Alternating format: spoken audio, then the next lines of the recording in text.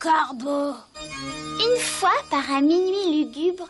Tandis que je m'apesantissais, faible et fatigué, sur maint curieux et bizarre volume de savoir oublié, tandis que je dodelinais la tête, somnolent presque, soudain se fit un peur, comme de quelqu'un frappant doucement à la porte de ma chambre. Oh, c'est quelques visiteurs qui sollicitent l'entrée à la porte de ma chambre. Et cela est rien de plus. Faut avoir peur, là.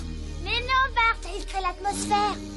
Ah, distinctement, je me souviens que c'était en le glacial décembre, et chaque tison mourant isolé ouvrageait son spectre sur le sol. Ardemment, je souhaitais le jour. Vainement, j'avais cherché d'emprunter à mes livres un sursis au chagrin.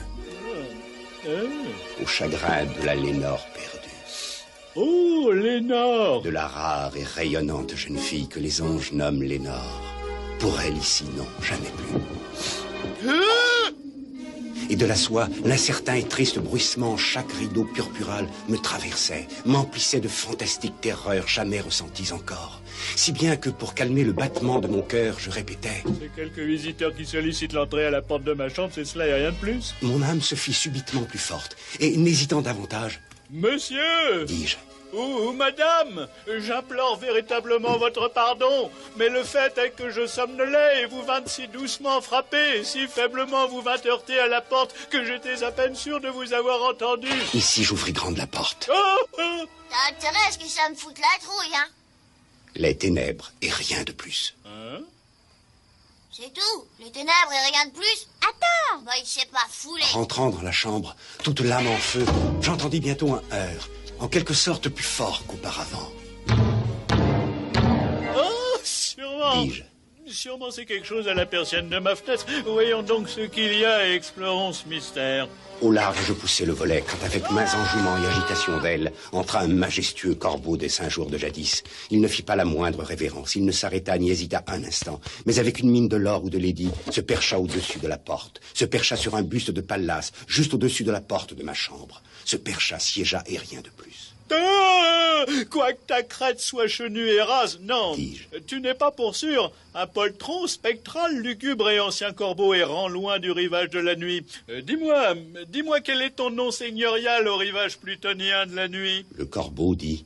Va te faire shampouiner. Bart, ça suffit! Il a dit jamais plus, et c'est toujours ce qu'il dira. Ok.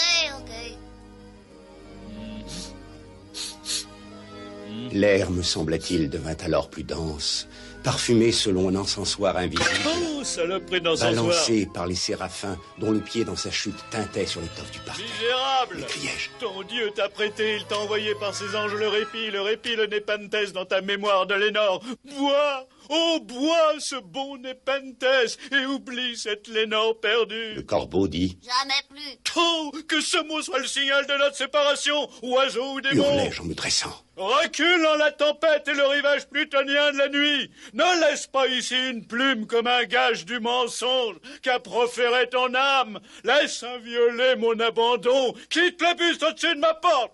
Ôte ton bec de mon cœur et jette ta forme loin de ma porte. Le corbeau dit... Jamais plus. Ôte ton bec de mon cœur et jette ta forme loin de ma porte. Le corbeau dit... Jamais plus. Espèce de... Oh! Ici, mon petit corbeau. Oh! Fiche le camp maintenant.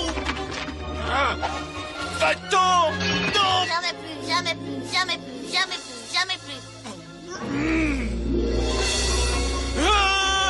Va-t'en! Oh, non!